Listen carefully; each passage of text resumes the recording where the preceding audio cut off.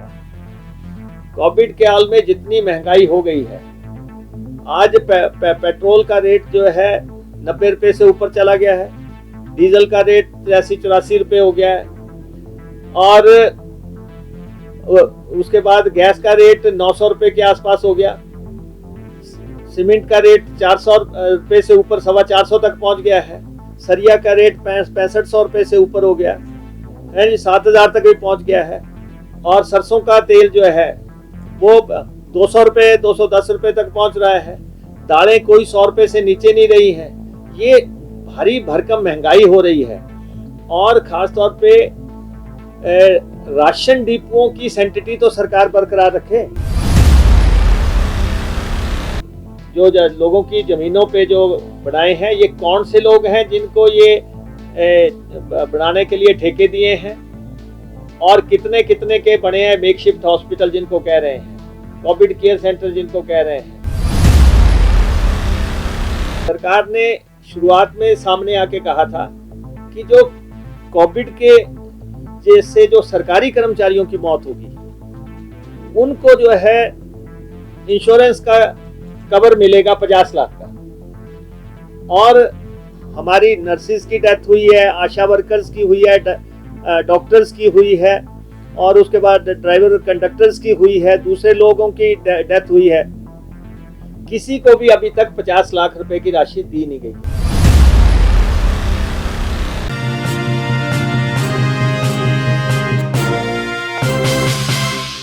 भाजपा सरकार कोविड से निपटने में असफल, टीकाकरण में हो रही धांधली, भ्रष्टाचार चरम सीमा पर।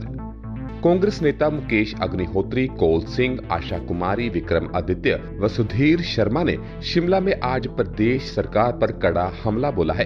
कांग्रेस ने कोविड से निपटने में जयराम सरकार को असफल बताया है। उनका कहना है कि कोविड काल में भ्रष्टाचार किया जा रहा है। उन्होंने सरकार पर वैक्सीनेशन में भी धांधली के आरोप लगाए हैं। विपक्ष के नेता मुकेश अग्निहोत्री ने कहा कि टीकाकरण अभियान पर कांग्रेस को ऐतराज है। टीकाकरण लोगों का संवैधानिक अधिकार है, लेकिन मुख्यमंत्री का बयान जिसमें 18 से 44 वर्ष के आयु के लोगों को 15 जून को टीका नहीं लगेगा, ये दुर्भाग्यपूर्ण है। उन्होंने कहा कि अगर वैक्सीन की कमी है तो प्राइवेट हॉस्पिटल में टीका कैसे आ गया। टीकाकरण को लेकर धांधली हो रही है।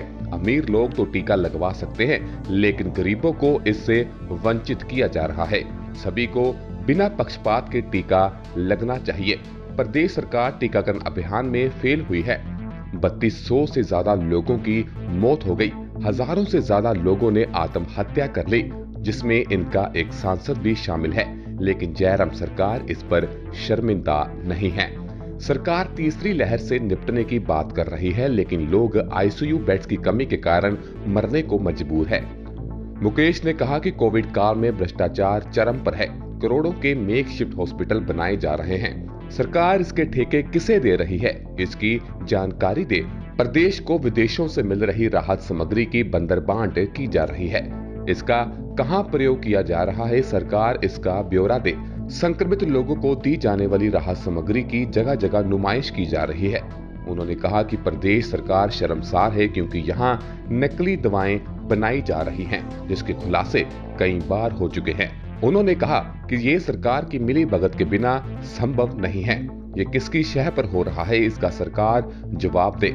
कोविड काल में महंगाई आसमान छू रही है। पेट्रोल और डीजल के दाम 100 रुपए तक पहुंच चुके हैं। एक्साइज ड्यूटी अधिक होने के कारण ये रेट बढ़ा है। सरकार को इसमें कमी कर राहत देनी चाहिए। इसलिए ये सरकार कोविड काल में पूरी तरह असफल हुई है।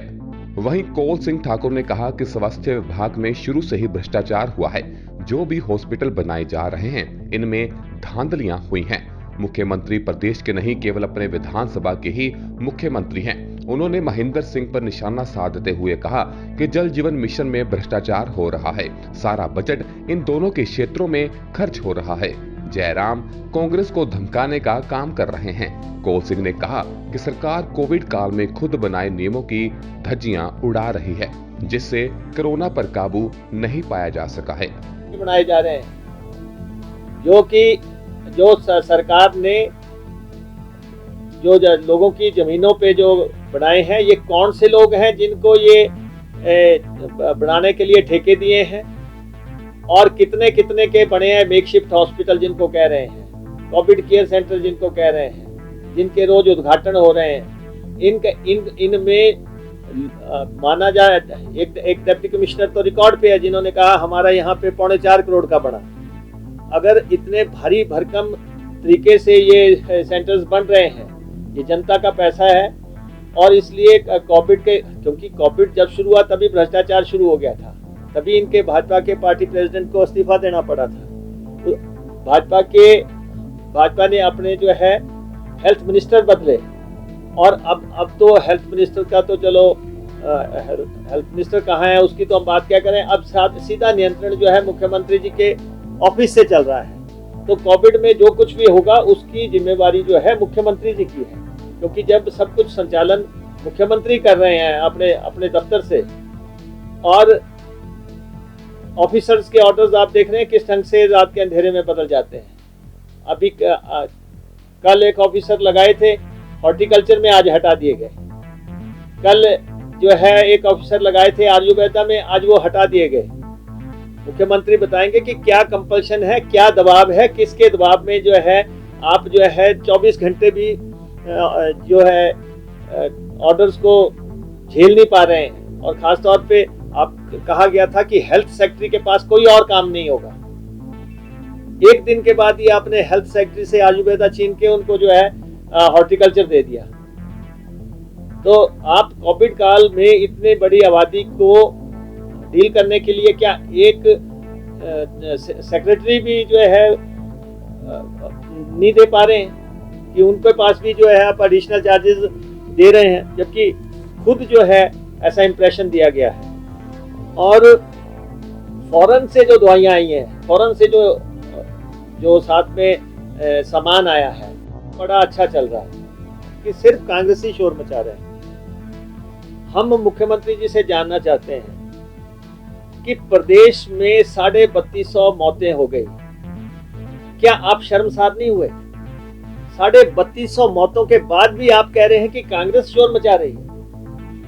एक महीने में, मई महीने में अकेले 1800 मौतें हो गई और मुख्यमंत्री जी शर्मसार नहीं हो रहे हैं। 3000 लोगों ने आत्महत्याएं कर ली कोविड के दौरान, जिसमें इनका अपना एक सांसद भी शामिल है, लेकिन मुख्यमंत्री शर्मसार नहीं हो रहे हैं और वो कह रहे हैं ये बवेला जो है कांग्रेस का है। और इसलिए ये जो मामला है कोविड डेथ्स का, सरकार को जो है संवेदनहीन नहीं होना चाहिए, संवेदनशीलता से काम करना चाहिए। इसलिए जब मुख्यमंत्री बयान दे रहे हैं तो उस समय प्रदेश के हालात का जायजा लेके बोलें। और सबसे बड़ी बात है कि कोविड परिवारों को सरकार ने कोई राहत नहीं दी है। जो लोग मारे गए हैं, और कोविड मैनुअल के तहत हमारी 2 मांगे बिल्कुल स्पष्ट हैं और हम चाहते हैं कि इसको आप प्रोमिनेंटली प्लेस करें। एक तो ये कि कोविड की जो डेथ्स हुई हैं उसको जो है राहत मैनुअल के तहत 4 लाख रुपया हर हालत में मुहैया करवाया जाए। इसके लिए केंद्र ने नोटिफिकेशन जारी भी की थी, वो वापस कर ली। स्टेट में भी पहले शुरू में कहा था कि पैसा दिया जाएगा, लेकिन ये जितने भी लोग हैं जो कोविड की वजह से जिनकी डेथ्स हुई हैं, उनको ये 4 लाख रुपए की राहत जो है तत्काल मिलनी चाहिए। और सेकेंडली, सरकार ने शुरुआत में सामने आके कहा था कि जो कोविड के जैसे जो सरकारी कर्मचारियों की मौत होगी उनको जो है इंश्योरेंस का कवर मिलेगा 50 लाख का। और हमारी नर्सिस की डेथ हुई है, आशा वर्कर्स की हुई है, डॉक्टर्स की हुई है, और उसके बाद ड्राइवर कंडक्टर्स की हुई है, दूसरे लोगों की डेथ हुई है। किसी को भी अभी तक 50 लाख रुपए की राशि दी नहीं गई है। ये सरकार 50 लाख रुपए की राशि जो है मुहैया करवाए। दोनों इश्यूज बड़े इंपॉर्टेंट है। एक तो जो है पहला 4 लाख रुपए का, और दूसरा जो है जो काम कर रहे हैं सरकारी कर्मचारी हैं जिन्होंने सर पे कफन बांध के काम किया है, उनको जो है 50 लाख और डेथ्स हुई हैं उनके परिवारों को 50-50 लाख रुपए का मुआवजा सरकार दे। और आशा वर्कर से जितना काम लिया जा रहा है उनके लिए फिक्स्ड वेतन जो है मुहैया करवाए सरकार अब, क्योंकि अब 1.5 साल हो गया। 23 मार्च के बाद से लगातार आशा वर्कर्स जो है उनको घरों में भेजा जा रहा है, जो लोग आइसोलेशन में है वहाँ पे भेजा जा रहा है। तो उनके बारे में भी सरकार कोई स्थायी अच्छी जो है सैलरी का अतिरिक्त कोविड काल में आज जो है हिमाचल प्रदेश सरकार अपनी छवि निखारने के लिए एजेंसी हायर कर रही है। आज उसके टेक्निकल बिड्स हो रहे हैं करोड़ों रुपए की लागत से एक एजेंसी को हायर किया जा रहा है कि वो जयराम सरकार के गिरते ग्राफ को और जो छवि जो है नीचे गई है उसको दुरुस्त करने के लिए, ब्रांडिंग के लिए जो है एजेंसी बुलाई जा रही है। और उसमें भी जो है हेराफेरी हो रही है, उसमें भी मेरिट पे काम नहीं हो रहा है। कुछ लोगों के चहेतों को जो है हिमाचल प्रदेश सरकार में अब सूचना एवं जनसंपर्क विभाग पे कोई भरोसा नहीं रहा सरकार का। अब प्राइवेट लोग आएंगे सारे में जो कि इनकी छवि को निखारने के लिए जो है काम करेंगे। तो ये स्थितियां प्रदेश में बनी हैं। और सबसे बड़ी बात है, ठाकुर साहब के पास तो हेल्थ मिनिस्ट्री भी रही है। हिमाचल प्रदेश में दवा का बहुत बड़ा काम होता है, फार्मा का काम बहुत बड़ा है, लेकिन नकली दवाओं का जिस ढंग से भंडाफोड़ हो रहा है, सरकार बताए कि इसके पीछे कौन लोग हैं। सरकार के अधिकारियों की मिली भगत के बगैर ऐसा हो नहीं सकता कि करोड़ों रुपए की फर्जी दवाइयां बन रही हो, करोड़ों रुपए के ऐसे कैप्सूल टीके और ये बन रहे हो। आप देख रहे हैं कि पांवटा साहब में 15 करोड़ रुपए की दवाइयां पकड़ी गई। 15 करोड़ पंजाब की पुलिस आई और पंजाब की पुलिस ने आके इसका भंडाफोड़ किया। जो दवाइयां दिल्ली जानी थी वो अमृतसर कैसे पहुंच गई, कौन पहुंचा रहा था, नंबर 1। दूसरा, आज के अखबारों में आपने रिपोर्ट किया हुआ है कि काला अंब में 5 करोड़ रुपए की नशीली दवाइयां जो है वो पकड़ी गई। वो कौन बना रहा था, कौन लोग हैं, किसके चहेते लोग हैं, ये कैसे हो रहा है। फिर चंडीगढ़ पुलिस ने आके बद्दी में रेमडेसिविर दवाइयों का जो है भंडाफोड़ किया था और 6-7 लोग अरेस्ट किए। और नालागढ़ में भी एक कंपनी जो है फर्जी दवाइयां बना रही थी। ऐसे लगातार केसेस आ रहे हैं। इसका मतलब बहुत बड़ा जो है घोटाला इस दौरान जो है दवाइयों के मसले में हो रहा है। और ये देशद्रोह है।